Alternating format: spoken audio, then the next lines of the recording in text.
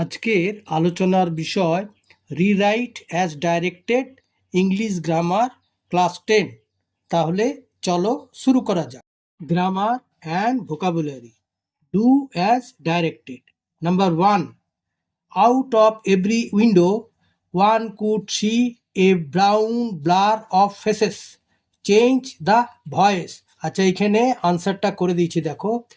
A brown blur of faces could be seen out of every window. আবার বলছি, দেখো, a brown blur of faces could be seen out of every window. আচ্ছা, number 2, the people were too stunned to speak, make it complex. আচ্ছা, এইখানে দেখো করে দিয়েছি উত্তর। 2 নম্বর উত্তরটি হলো the people were so stunned that they could not speak. আবার বলছি, the people were so stunned that they could not speak. Number 3-তে there was silence in the room as Gandhiji breathed his last, split into 2 sentences. আচ্ছা, এখানে দেখো 3 নম্বরেরটা হচ্ছে Gandhiji breathe his last, 1 নম্বর বাক্য। 2 নম্বর বাক্য হচ্ছে there was silence in the room. আবার বলছি, Gandhiji breathe his last, number 1, there was silence in the room.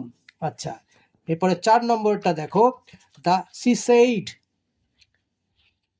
Said comma inverted কমার মধ্যে I have your secret here inside my little bag. আচ্ছা, উত্তরটা দেখো করে দিয়েছি। এখানে দেখো 4 নম্বরের উত্তর হচ্ছে she said that she had my secret there inside her little bag. আবার বলছি, she said that she had my secret there inside her little bag. আচ্ছা, এবার 5 নম্বরের on blank winter night I was aboard a boat, it was a moonlit night full blank stars. তাহলে দুটো blank আছে, এটা কি দিয়ে পূরণ করতে হবে? Use article and prepositions in the blank. আচ্ছা, করে দিচ্ছি, দেখো 5 নম্বরে অন এ উইন্টার নাইট, সবুজ কালিতে করে দিচ্ছি, on a winter night I was aboard a boat, it was moonlit night full of stars. ঠিক আছে, নাম্বার 6-এ দেখো হি, এখানেও ব্ল্যাঙ্ক, নট আবার ব্ল্যাঙ্ক দিয়ে উইদিন ব্র্যাকেটে ভার্বটা হলো realise, when those finger slipped out. তাহলে এখানে দুটো ব্ল্যাঙ্কে ফিল ইন করতে বলেছে কি দিয়ে না, fill in the blanks with proper verb forms, সঠিক ভার্বের রূপ দিয়ে পূরণ করতে হবে। তাহলে এখানে দেখো করে দিয়েছি 6 নম্বরে হি, প্রথমটাই হলো হ্যাড, তারপরে নট রিয়েলাইজড, যেহেতু হ্যাড রিয়েলাইজড এটা হচ্ছে পাস্ট পারফেক্ট টেন্স, সেই জন্যে এখানে হলো রিয়েলাইজডটা হয়ে গেল রিয়েলাইজড। তাহলে he had not realised when those fingers slipped out. আচ্ছা, এইবারে 7 নম্বরে দেখো I met a man in the market yesterday. এখানে মেটের নিচে আন্ডারলাইন করা আছে, কি করতে বলা হয়েছে না, replace the underlined word with a phrasal verb. মেটটা আন্ডারলাইন করা আছে, সে মেটের ফ্রেজাল ভাব দিয়ে সঠিক রূপ দিয়ে মানে ফ্রেজাল ভাব দিয়ে শূন্যস্থান এইখানটা রিপ্লেস করতে হবে। আচ্ছা, এখানে করে দিয়েছে I came across the man in the market yesterday, I came across the man. তাহলে মেটের জায়গায় হলো কেম অ্যাক্রস, মেট পাস্ট টেন্স, সেই জন্য এখানে কাম অ্যাক্রস, সেটা হয়ে গেল কেম অ্যাক্রস। ঠিক আছে, এর 8 নম্বরে বলা হয়েছে most people are fond blank mystery stories, they find blank extra pleasure blank trying to solve blank mystery along with the investigator. Fill in the blanks with appropriate articles and preposition. Article preposition দিয়ে শূন্যস্থানগুলো পূরণ করতে হবে। এখানে করে দিয়েছি, দেখো 8 নম্বরে most people are fond of, আর ফন্ডের সাথে হলো অফ, ফন্ড অফ মানে প্রিয়, মানে তাদের কাছে বেশিরভাগ মানুষের কাছে প্রিয়, কি প্রিয় না, mystery stories. They find an extra pleasure, এক্সট্রার ইটা ভাবেল বলে এখানে হলো an extra pleasure in trying to solve the mystery along with the investigate. 9 নম্বরের 1-এর দাগে বলা হয়েছে how could you tolerate such rude words, underline করা হয়েছে টলারেটের নিচে। নাম্বার 2-এ বলা হয়েছে the patient will recover soon, recover তার নিচে আন্ডারলাইন করা হয়েছে।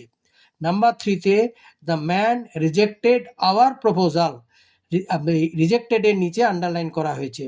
আর নাম্বার 4-এ আছে the girl resembles her mother, রিজেম্বলসের নিচে আন্ডারলাইন করা আছে। এবার ফ্রেজাল ভার্বগুলো করতে বলেছে, দেখো replace the underline words with correct phrasal verb from the list given below.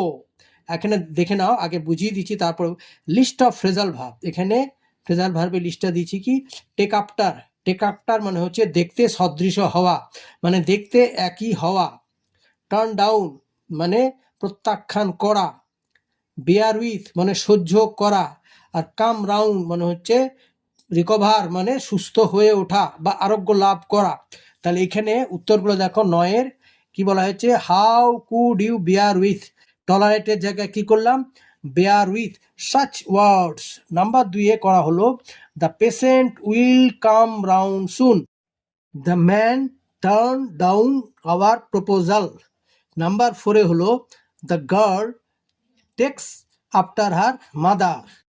আচ্ছা, এরপরে দেখো এই যে এখানে বলা হয়েছে 1 নম্বর 2 নম্বর করে choose the correct form of verbs to complete the following sentences.